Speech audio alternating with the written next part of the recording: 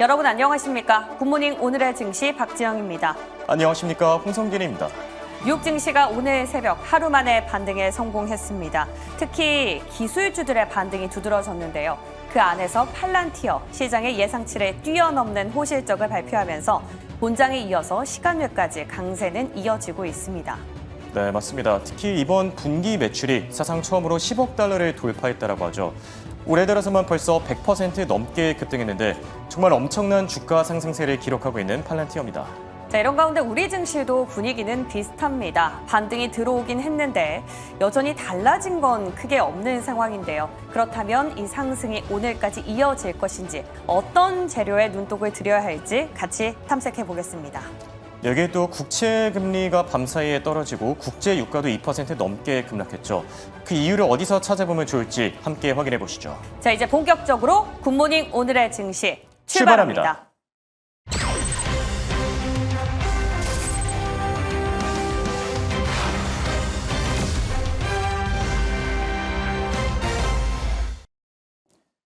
지난주 고용 쇼크는 일시적인 현상에 불과하고 미국 증시를 둘러싼 투자 심리는 여전히 견고하다.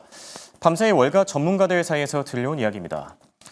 자, 오늘 미국 증시는 지난주 급락에 따른 반발 매수세가 강하게 유입되면서 일제히 상승 마감했는데요.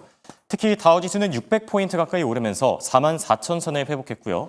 S&P 500 지수도 6,300 위로 올라섰고 나스닥 지수는 1.95% 강하게 뛰어줬습니다. 자, 그럼 핀비즈 맵을 통해서 증시의 전체적인 분위기도 함께 볼까요? 오늘은 11개 섹터 가운데 에너지를 제외하고 일제히 다 올라줬는데요. 특히 커뮤니케이션과 유틸리티 쪽에 강세가 두드러졌고요. 반면 국제유가 하락세 속에서 에너지 섹터는 부진했습니다. 또 주요 종목 가운데서는 온세미컨덕터가 장 전에 실적을 발표했는데요. 실적이 2분기의 경우에는 EPS가 예상치에 부합한 가운데 주가가 15% 넘게 밀려났고요. 반면 팔란티어 상당히 대단합니다. 지금 EPS와 매출이 예상치를 모두 웃돌았고요. 여기에 또 가이던스마저 예상치를 웃돈 가운데 정규장에 이어서 현재 시간 외 거래에서도 4% 넘게 뛰는 중입니다. 한편 채권과 외환 시장의 약세는 이어졌습니다. 지난주 고용 쇼크 여파에 따른 여진이 지속 중인데요. 장단기 국채금리가 일제히 급락한 가운데 10년물 국채금리는 결국 4.2% 아래로 떨어졌고요. 달러 인덱스도 98 중반에서 움직이고 있고 원달러 환율 현재 역외 시장에서 1,385원대까지 떨어진 상태입니다. 그럼 밤사이 외신들이 주목했던 키워드들 하나씩 체크해 볼까요? 먼저 첫 번째 키워드는 바로 트럼프 대통령의 경고입니다. 자, 트럼프 대통령 인도가 러시아산 석유를 구입하고 있다고 지적하면서 관세를 대폭 올릴 것이라고 전했는데요. 구매한 석유를 시장에 재판매하면서 부당한 이득을 취하고 있다는 점을 지적했고요. 그리고 또 이렇게 러시아산 석유를 사면서 전쟁 자금을 지원하고 있다는 점을 지적한 겁니다. 이와 관련해서 인도 측도 침묵하지 않고 곧바로 반박에 나섰는데요. 우리를 두고 이렇게 타깃으로 삼는 건 정당하지 않다면서 전쟁이 터진 이후에 우리에게 향하던 물량이 유럽 쪽으로 향하기 있기 때문에 이렇게 러시아산 원유를 사는 것은 불가피한 결정이었다라면서 반박했습니다. 트럼프 대통령 관세를 얼마나 올릴지에 대해서 구체적인 언급을 하진 않았지만 데드라인을 앞두고 지금 인도와 미국이 계속해서 삐그덕대고 있는 모습이고요. 자, 다음 키워드도 같이 보시죠. 다음 키워드는 컨퍼런스 보드의 고용 추세 지수입니다. 미국의 7월 컨퍼런스 보드의 고용 추세 지수가 107.5로 집계되면서 전월 대비 둔화됐는데요. 표를 보시면 작년 12월부터 계속 내리막길을 걸으면서 둔화되고 있는 상태입니다. 평소라면 무게감이 그렇게까지 높은 지표는 아니지만 지난주 고용 쇼크 여파가 워낙 컸던 만큼 이런 작은 지표들도 지금 굉장히 중요해진 상태인데요. 이번 주반에 발표될 주간 실업수당 청구 건수, 대표적인 실업 지표죠. 실업 지표를 통해서도 고용 시장에 또 다른 변수가 있지 않은지 점검해 볼 필요가 있어 보입니다. 어쨌든 고용 추세 지수는 지금까지 그렇게 좋아 보이지는 않는 모습이고요. 이어서 살펴볼 세 번째 키워드는 미국과 유럽연합의 무역협상 관련 소식입니다. 유럽연합이 대미 보복 관세를 6개월 유예하면서 추가 협상을 지속할 것이라고 밝혔는데요. 당초 이번 주부터 보복 조치가 시행될 예정이었지만 양측이 큰 틀의 무역 협정을 맺으면서 우선 보복 조치는 6개월 더 연장된 셈이 됐습니다. 이를 두고 유럽연합 측은 지금 무역 협상을 잘 마무리하기 위해서 협상을 지속할 것이라고 밝혔는데요. 미국이 지금 인도와 브라질과는 협상 난항을 겪고 있지만 그래도 유럽연합 측과는 이렇게 순항하고 있는 것으로 보입니다. 자, 그럼 내일장 체크포인트까지 같이 보시죠. 내일은 미국의 7월 ISM 서비스업 PMI가 공개되고요. 3년물 국채 입찰이 진행되고 여기에 또 기업 가운데서는 AMD 그리고 슈퍼마이크로컴퓨터의 실적까지 잘 챙겨봐야 되겠습니다. 그럼 이어서 더 자세한 기업 이슈들 김은사 아나운서와 확인해 보시죠. 네, 기업별 이슈들 실적 통해서 짚어보도록 하겠습니다. 먼저 7개 기업 상황부터 보고 가시죠. 7개 기업들 전반적으로 빨간불을 켜내고 있는 가운데 아마존만이 하락한 하루였습니다. 엔비디아가 가장 짙은 빨간불을 켜내고 있는데요. 팔란티어의 호실적을 증명이라도 해주는 것처럼 3.62% 오르고 있고요. 구글과 함께 메타까지 비슷한 상승폭 보여주고 있습니다. 그럼 다음 장 통해서 실적 함께 뜯어보시죠. 오늘 두 기업의 실적 함께 볼 텐데요. 앞서 언급됐던 온세미컨덕터 그리고 팔란티어입니다. 두 기업의 흐비가 살짝 엇갈려서요. 먼저 온세미컨덕터부터 체크해 보시죠. 이익률 하락이 이어졌기 때문에 그리고 이를 입증했기 때문에 실적을 보고 실망감을 감추지 못한 투자자들이 전반적으로 하락 전환하는 모습을 보여줬습니다. 실적 한번 뜯어보시죠. 매출과 함께 EPS 뜯어보면 매출은 예상치를 소폭 웃돈 가운데 EPS는 예상치에 보합했습니다. 하지만 기대치를 충족하지 못했기 때문일까요? 오늘 장 전에 나왔던 실적 때문에 전반적으로 주가 하락세가 이어지고 있고요. 오늘 종가 기준으로는 15.63% 하락하면서 장세를 가져갑니다. 그럼 실적과 함께 어떤 내용이 추가적으로 나왔는지도 뜯어볼게요. 매출 일단 어떻게 나왔을까요? 전반적인 사업 부문에서의 매출이 하락세를 보였습니다. 전반적으로 10%가 넘는 하락세를 보인 가운데 ISG 같은 경우에는 전분기 대비해서 추가적으로 감소했다는 부분, 분기별로 하락세가 이어졌다라는 부분 확인해 보시면 좋을 것 같고요. 또 이익률도 부진을 피하지 못했습니다. 매출 총 이익률과 함께 영업이익률도 전반적으로 전년 대비해서 각각 7.6%포인트, 9.3%포인트 하락했다는 부분 확인하겠습니다. 하지만 3분기 가이던스는 상향이 됐습니다. 매출과 함께 EPS 모두 상향이 됐는데요. 2027년까지는 매출 증가율과 매출 총 이익률 전망치까지 올려잡았다는 점 확인하겠습니다. 이렇게 가이던스까지 상향되긴 했지만 이익률 자체가 기대치를 충족하지 못했기 때문에 하락한 시장이었는데요. 그럼 다음 장 통해서 서프라이즈를 밝힌 팔란티어도 함께 확인해 보시죠. 팔란티어입니다. 가장 궁금하신 분들이 많았을 것 같습니다. 엔비디아가 52주 신고가를 계속해서 찍고 있는 가운데 팔란티어까지 이 상승세에 동참해 주려면 실적이 탄탄하게 뒷받침이 됐어야 할 텐데요. 이를 입증해 줄 만한 실적 나왔습니다. 어닝 서프라이즈 함께 확인해 볼게요. 특히나 분기 매출이 처음으로 10억 달러를 돌파했습니다. 월가 예상치는 9.3억 달러, 그러니까 9억 3천 달러 정도였는데요. 처음으로 분기별 매출 10억 달러 돌파를 했고요. EPS도 예상치를 상회한 모습 확인하실 수가 있습니다. 장 막판에 나왔던 팔란티어의 실적 시간 외에도 상승 흐름 이어지고 있고요. 장 마감 이후에 나왔지만 장 후반으로 갈수록 상승세 지속되면서 오늘은 정규장에서도 4% 넘는 상승 이뤄냈습니다. 그럼 실적과 함께 어떤 이야기 나왔는지 팔란티어도 한번 뜯어볼게요. CEO의 언급부터 체크하고 가시죠. 일단 팔란티어 같은 경우에는 너무 밸류에이션이 높아져 있는 거 아니냐라는 이야기와 함께 후행 PER 이란 이야기도 굉장히 많이 돌았었습니다. 가지고 있는 가치 대비 주가가 너무 올라와 있는 것 아니냐라는 우려가 좀 많았는데요. 하지만 알렉스 카프 CEO, 현재 쟁쟁한 회의론을 뚫고 사업 성장세가 눈에 띄게 가속화되고 있다라는 언급을 내놨습니다. 여기에 더해서 좀 매크로적인 이슈들도 팔란티어에 힘을 실어주고 있습니다. 정부의 효율화 정책이 특히나 공공부문에 크게 기여했다라고 하는데요. 좀 간소하게 다른 수치들을 좀 나열해 봤는데 미국 내에서의 매출과 미국 정부에서의 매출 그리고 미국 민간 기업 대상으로의 매출이 큰 폭으로 올랐습니다. 미국 내에서는 68% 올랐고요. 미국 정부 단으로는 53% 상승 그리고 민간 기업 대상 매출도 3억 600만 달러를 기록하면서 전년 대비 2배 가까이 올랐다는 점도 확인하겠습니다. 그럼 체결 계약 건수는 어떻게 될까요? 일단 팔란티어 측에서는 공식적으로 500만 달러가 최소 언더치로 잡아지는 건수는 66건, 그리고 1,000만 달러의 수주 건수는 42건에 달한다고 이야기하고 있습니다. 어닝콜에 대한 이야기부터 투자 의견까지 어떻게 나오고 있는지, 우리는 어떤 전략을 세워봐야 하는지 지금부터 함께 바로 전략 짜러 가보시죠. 자, 이번에 미국 증시 투자 전략 세워보는 시간입니다. 타이거인베스트의 황윤석 대표와 함께합니다. 안녕하십니까? 안녕하십니까? 자, 밤사이 미국 증시 곧바로 반등에 성공했습니다. 네. 상대 지수 강하게 뛰어줬는데요. 오늘 장은 전체적으로 어떻게 보셨을까요? 그러니까 M7 이제 기술주 중심의 강한 상승세가 나타났는데 그 네. 이면에는 이제 연준의 9월 금리 인하에 대한 기대감이 부각된 예. 걸로 보여집니다. 그리고 특히 이제 CME 패드워치 쪽에서 보면 9월 금리 인하 확률이 89.9% 거의 90%까지 예. 높아졌던 게 아마 상승 요인이었다고 싶어지고요. 지난주에는 이게 한 뭐 60% 정도 네, 불과했었죠. 그렇습니다. 예. 그래서 이게 아마 그래서 이제 지난번에 고용 그 지표가 악화된 걸로 나오면서 네. 본격적으로 금리 그 인하 시기가 좀 앞당겨지는 건 아니지만 하여튼 확률은 높아졌다. 네. 9월 달 이렇게 보는 것 같고요. 그 밖에 이제 관세로 유입된 그 자금을 트럼프 대통령이 저소득층 위주로 미국 국민들한테 이제 배분하는 거를 검토 중이다. 이런 얘기도 나왔던 것 같습니다. 그래서 전반적으로 그동안 상승을 주도해왔던 M7 기업들 기술주 위주의 상승이 강하게 나타났던 하루였다. 이렇게 볼 수 있을 것 같습니다. 알겠습니다. 자, 이와 관련해서 밤사이 관세 관련 소식들도 또 전해졌었는데요. 주말에 저희가 스위스 관련 얘기를 또 했었죠. 네. 스위스가 미국과 지금 이제 협상을 맺는 과정에서 좀 난항을 겪었었고 결국 39%라는 관세 폭탄을 맞게 됐는데 네. 곧바로 좀 완화적인 스탠스를 취하고 있어요. 어떤 소식이죠?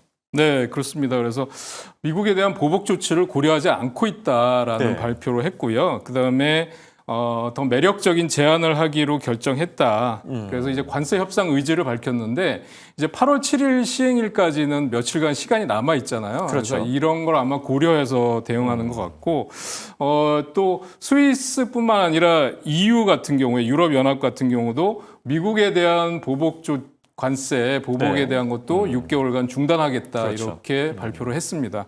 그런가 하면 캐나다 같은 경우는 지금 사실은 뭐 협상의 의지도 있긴 하지만 뭐 캐나다 총리가 뭐 트럼프 대통령하고 수요일날 전화 통화를 하겠다라는 발표도 있겠지만 캐나다는 지금 노 USA라고 네. 해서 미국에 가지도 말고 미국 제품을 사지도 말자 이런 반미에다가 반 트럼프 그 여론까지도 분위기가 좀, 형성되고 있고요. 그런 이유에는 이제 뭐 35% 관세 부과에 그렇죠. 대한 것도 있겠지만 그동안 트럼프 대통령이 미국의 51번째 주로 편입되는 게 어떠냐 조롱했던 네, 얘기도 있기 맞습니다. 때문에 캐나다 국민들 가슴속에 아주 그게 강하게 남아있지 않나. 그렇겠죠. 반미 예. 감정이 남아있다 이렇게 보여집니다. 네, 관세 관련 소식들 자세하게 정리해 주셨고요. 자, 지금 연준 안에서 이 쿠글러 이사가 사임하면서 자리를 또 채워야 되는 상황이거든요. 네. 여기 또 노동통계국도 이제 트럼프 대통령이 이 국장을 해임하면서 자리가 비게 됐는데 네. 이쪽은 지금 상황이 어떻게 돌아가고 있죠? 네, 지금 말씀해 주신 대로 뭐 쿠글러 이사 그 후임을 이제 고려하고 있는데 네. 사실상 이제 친트럼프 성향의 인사로 채워질 걸로 보여지고요. 그렇게 되면 사실 파월 의장의 입지도 좀 좁아지는 게 맞습니다. 아닌가 생각이 되고요. 이제 트럼프가 연준까지도 장악하는 게 아니냐 하는 우려가 좀 있는 게 사실입니다. 그래서 연준의 독립성 문제도 이제 그렇죠. 대두가 될 것 같고요. 그다음에 트럼프 대통령이 그 노동통계국장을 해임을 했는데 네. 그 이유가 뭐냐면 지난주에 발표한 고용보고서가 조작이 됐다 이렇게 발표를 그랬었죠. 했어요. 그래서 이건 대선 전 수치들도 마찬가지다 이렇게 얘기를 했는데 바이든 정부 당시에 임명된 그 노동통계국장이라는 점도 아마 작용을 했던 것 같고요. 그러니까 이게 바이든 대통령을 탓할 수는 없으니까 네, 이젠 뭐 그렇습니다. 노동통계국장까지 이제 뭐 가는 거죠. 네, 그렇습니다. 그런데 레리 서머스 전 재무장관 같은 경우는 말도 안 된다. 이건 네. 터무니없는 소리다라고 일축을 했고요. 그래서 트럼프의 이런 행보는 뭐 사실 이번뿐만이 아니라 너무 그 모든 그렇죠. 잘못은 예. 다 바이든 때 이루어졌다라는 거고요. 그밖에 지금 금리 인하를 하지 않았기 때문에 인플레 우려라든지 이런 게 불거지고 있다. 자기의 책임은 하나도 없는 거죠. 그래서 네. 이런 그 행보를 보였기 때문에 사실상 뭐 특별한 건 아니다. 이렇게 보여집니다. 계속 이런 행보가 이어지지 않을까 걱정 반 기대 반으로 네. 보고 있습니다. 알겠습니다. 그리고 앞서도 잠시 언급해 주셨지만 지금 금리 인하 기대감이 시장에서 갈수록 커지고 있는 상황인데요. 금리 인하와 관련된 소식들은 또 어떤 게 있었죠? 네, 그래서 금리 인하 가능성이 말씀드린 대로 뭐 CME 패드워치에서는 거의 90% 이상으로 보고 있고요. 그런데 지금 연준 인사들은 또 딱히 그렇게 보고 있지는 않는 것 같습니다. 아직도 신중한 스탠스를 네, 취하고 그렇습니다. 있는 건가요? 그래서 뉴욕 연은의 윌리엄스 총재 같은 경우는 이 인플레가 여전히 2% 이상 웃돌고 있다. 그래서 긴급한 정책 변경의 필요성은 그렇게 공감하지 예. 않는다 이렇게 발표를 했고요. 경제가 일시적으로 1%대로 둔화되겠지만 26년도에는 다시 반등할 거고 경기 위축에 대한 부분은 걱정하지 않고 있다. 이렇게 또 긍정적인 발언을 했습니다. 그런가 하면 이제 클리블랜드 연은의 이제 해먹 총재 같은 경우도 최근에 노동시장 둔화는 우려스러운 정도는 아니고 네. 점진적인 냉각 과정의 일부다라고 얘기를 했고요. 시장은 여전히 견고하고 균형이 잡혀 있다. 이렇게 긍정적으로 평가를 하면서 금리 인하가 시급하다라는 거에 대해서는 동의를 하지 않고 있는 모습을 보여주고 있습니다. 네. 연준 위원들의 발언이 이번 주 내내 계속되죠. FOMC도 끝났고 블랙아웃 기간에서 돌아온 만큼 연준 위원들의 발언들 좀 눈여겨봐야 되지 않을까 싶고요. 그리고 증시가 최근에 높은 변동성을 나타내고 있죠. 지난주에 급락했다라고 하면 오늘은 또 급격하게 반등세를 나타냈는데 월가에선 어떻게 보고 있죠? 네, 지금 사실 블룸버그 같은 경우는 기업 실적이 좋아지고 있는데 지금 왜 이렇게 그 시장 반응이 미미하냐? 그 이유는 뭐냐면 부진한 경제 지표, 고용 때문이다. 이렇게 얘기를 했고요. 관세 불확실성도 그 중에 하나다. 이렇게 보고 있습니다. 또 골드만삭스에서는 2분기 실적은 기술주의 독보적인 성장세를 확인한 건데 기술주는 이게 그 성장 이 둔화에 대해서 예외다. 기술주, 그러니까 빅테크는 잘 가고 있다라는 얘기를 했고요. 특히 M7이 2분기 이 실적이 전년 대비 26%의 강한 이익 성장세를 보여주고 있고 그 외 S&P 500의 기업들은 4% 성장에 그쳐서 대조적인 모습을 보이고 있다. 또 이렇게 얘기를 했고요. 모건 스탠리의 마이클 윌슨 같은 경우는 관세로 인한 인플레 압력하고 주가 하락은 일시적이다. 그래서 지금 주가 하락은 아주 좋은 매수 기회다. 또 이렇게 분석을 하기도 했습니다. 네. 8월 장세 변동성이 좀 예상되긴 합니다. 이런 투자 의견들도 좀 종합적으로 같이 검토해 보시면 좋을 듯 하고요. 자, 이번엔 종목단 이슈로 넘어가 볼까 하는데 밤사이 테슬라 이런 얘기가 있더라고요. $300가 깨질 듯 하면은 담는 게 좋다. 네. 왜냐면 또 곧바로 반등하기 때문이 아닌가 싶은데 밤사이 테슬라와 관련해서 어떤 이슈가 있었죠? 테슬라는 항상 이 호재와 악재가 네. 교차하고 있는 것 같아요. 그러니까 투자자분들이 굉장히 혼란스러울 것 같아요. 예. 지금 사야 되나 아니면 말아야 되나라는 걸 고민하실 것 같은데 지난주에 그러니까 오늘 발표된 뉴스에 따르면 테슬라 이사회가 일론 머스크한테 9,600만 주, 그러니까 290억 달러 규모의 급여 패키지를 지급하는 새로운 보상안을 승인했습니다. 예. 그러니까 이게 왜 중요하냐 하면요. 일론 머스크가 최소한 2027년도까지는 테슬라에 남고 5년 동안 주식을 보유해야 되는 그런 조건이 있어요. 그런 것 때문에 일론 머스크 CEO가 테슬라에 더 집중을 할 수밖에 없겠네요. 그렇습니다. 그래서 이 리더십의 불확실성이 줄어들고 장기 전략적인 안정성이 확대된다. 이런 그 호재가 있다고 보여지고요. 그다음에 또 반면에 중국의 7월 인도량은 전년 동기 대비해서 8.4% 감소한 걸로 나타났습니다. 그러니까 매출과 실적에 대한 부분은 단기간에 어떤 호재로 작용하기는 어려울 것 같이 보이고요. 또 그런가 하면 파이퍼 샌들러는 최근에 플로리다주 법원이 지난 2019년도에 오토파일럿 사망 사고에 대해서 테슬라가 총 3억 2,900만 달러 손해배상금 중에서 2억 4천만 달러에 대해서 배상 책임이 있다라고 판결을 내렸는데요. 이게 테슬라에 미치는 영향은 크지 않을 것이다 라고 분석을 했습니다. 일론 머스크도 이제 항소하겠다라고 발표를 했었고요. 네. 그래서 테슬라와 관련된 얘기는 계속해서 이제 월가의 투자은행들이 웨드부시는 목표가 $500, 네. 그다음에 모건 스탠리는 $410, 그다음에 파이퍼 샌들러는 $400를 제시하고 있는데요. 전반적으로 다 높네요. 네, 그렇습니다. 그래서 지금 차트 모양을 보면 네. 말씀해 주신 대로 $300 근접했을 때 십자형 양봉이 나왔어요. 그러니까 위아래 꼬리가 긴다는 거는 장중의 변동성이 컸다는 거고. 그렇죠. 예, 그래서 $300 정도에서 지지선을 확보하고 있다. 이렇게 보여집니다. 그런데 그렇다고 해서 당분간 주봉상의 어떤 박스권 상단인 $350를 강하게 돌파할 만한 모멘텀은 없다. 그래서 매수하실 분들은 저점 매수해 놓고 중장기적으로 좀 길게 보셔야 되겠다라는 거고요. 단기적인 목표가는 뭐 350에서 네. $370 정도까지 보시는 게 맞겠다. 이렇게 보고 있습니다. 네. 테슬라와 관련해서는 350에서 $370 정도로 이 단기 목표가를 책정해 주셨고요.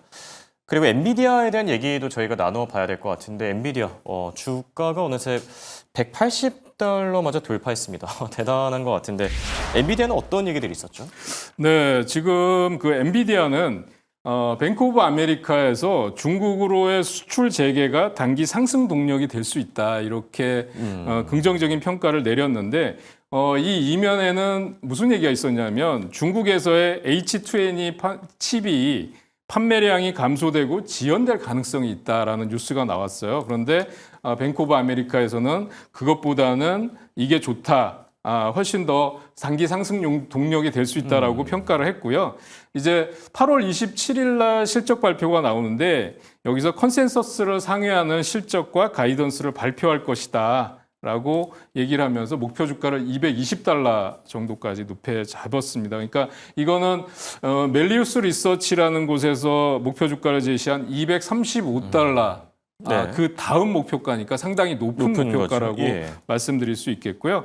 그 다음에 엔비디아는 이제 그 대형 기술주들 그 M7들이 강력한 자본 지출을 하고 있는데 이 자본 지출 추세가 지속됨으로 인해서 엔비디아가 향후 매출 전망이 크게 상승할 것이다 이렇게 보고 있습니다. 그래서 오늘 차트 모양을 한번 보시면 윗꼬리가 길게 단 양봉이 나왔습니다. 그래서 장중에 $190 터치하면서 고점 신고가 경신하는 모습을 보여줬고요. 이제 그 흐름을 한번 보시면 지금은 종가는 $180에서 마감이 됐지만 장중에 $190를 터치하고 내려왔기 때문에 추세적인 상승세는 완만하게 이어갈 가능성이 높다라는 거고요. 8월 27일 그 실적 발표까지는 좀 아직 많이 남아 있잖아요. 네. 그래서 저는 그때 한 번 더 강력한 상승이 나온다 그러면 그때는 사실 비중을 좀 줄여야 된다. 그래서 실적 발표 때까지는 한번 가져가 보시고 지켜보다가 네, 실적 발표 이후에 강한 상승 탄력이 나타나면 그때는 뭐 좀 차익을 실현하는 차익 것도 실현하는 대응 전략이 필요하지 않을까 이렇게 보고 있습니다. 알겠습니다. 자, 엔비디아 오늘 종가 기준으로 $180를 처음으로 넘어선 점 참고하시기 바라고요. 팔란티어가 오늘 장의 또 다른 주인공이기도 했죠. 실적을 이제 시간 후에 거래해서 발표를 했는데 굉장히 좋게 나왔거든요. 팔란티어 어떻게 보시죠? 네, 진짜 뭐 좀 전에 브리핑을 해주신 대로 매출과 가이던스가 예상치를 상회한 걸로 나왔습니다. 그래서 이 팔란티어는 사실 그 AI 소프트웨어 중에서 딱 잘라서 보면 민간 부문과 정부 부문의 매출로 이렇게 구분을 할 수가 있어요. 근데 시장 예상 매출치보다 훨씬 더 높게 나왔고요. 그다음에 민간 부문도 역시 38% 이상 전년 동기 대비 증가한 걸로 나타나고 역시 정부 부문도 뭐 40% 이상 급증한 걸로 나타나고 있습니다. 그래서 파이퍼 샌들러가 목표가를 $170를 제시했는데요. 지금 이 팔란티어 같은 경우는 지금 $172 오늘 신고가를 경신했습니다. 네. 그런데 지금 종가에서는 $167 정도로 되고 있고요. 지금 $172 신고가 찍고 나서 그런데 이제 그 팔란티어는 사실 보유하고 계신 분들은 절반 이상 차익 실현을 하시는 걸로 대응하는 게 좋은 이유가 고평가 고밸류에이션 얘기가 나오면 부담이 많죠. 네, 사실상 또 단기 급락할 가능성도 있고요. 그래서 절반 이상 차익 실현해 놓고 한번 기다려 보시는 전략이 좋아 보인다. 너무 무리한 추격 매수나 내지는 지금 구간에서 네. 매수는 좀 다소 부담스럽다 이렇게 말씀드릴 수 있을 것 같습니다. 네, 팔란티어와 관련해서는 추격 매수를 좀 조심해야 될 필요가 있다 이렇게 조언해 주셨고, 자 그리고 마지막으로 조비 에이션에 대한 이슈도 살펴볼까 하는데 네. 어떤 이슈들이 있었죠? 네, 조비 에비에이션 같은 경우는 헬리콥터 승차 공유 업체인 블레이드 에어 모빌리티라는 그 회사의 네. 도심 항공 여액 사업부를 1억 2,500만 달러 인수하는 걸 발표를 했습니다. 그런데 이게 두바이 상업은행을 게시하고 있거든요. 그런데 거기에 전략적으로 꼭 중요한 한 수였다 이렇게 말씀을 드릴 수 있겠고요. 그밖에 또 뭐 방산 기업들과 협력해서 군사용 수직 이착륙 항공기를 개발하기로 했다. 그래서 지금 이 조비 에비에이션 같은 경우는 플라잉 택시를 네, 그렇죠. 하는 기업이라고 말씀드릴 수 있겠고, 연간 최대 24대의 플라잉 택시를 미국에서 생산할 방침이다. 그래서 캘리포니아의 생산 시설도 2배 이상 늘리고 있고, 또 오하이오주의 항공기 부품 제조 공장에서도 생산을 개시할 예정이다. 이렇게 발표를 하고 있어서 지금 그 항공기 모빌리티 관련 주들이 동반 급등을 하는 모습을 보여줬고요. 그밖에 또 피인수 기업인 블레이드 에어 모빌리티 같은 경우는 뭐 30%가 넘는 급등으로 마감되는 모습을 보여줬습니다. 그래서 이 관련주들, 뭐 아처 에비에이션이라든지 또 드론 관련주들 중에 뭐 지금 언유주얼 머신스 같은 이런 종목들까지도 다 동반 급등이 나오기 때문에 이런 플라잉 택시나 드론 관련주들 지금 눌림목 구간에서 저는 매수해야 된다고 생각합니다. 단기적으로 강한 상승세에 성장세를 보이고 있기 때문에 매수 타이밍을 한번 노려보시는 게 좋다고 판단됩니다. 알겠습니다. 자 지금까지 도움말씀의 황윤석 타이거인베스트 대표와 함께했습니다. 감사합니다.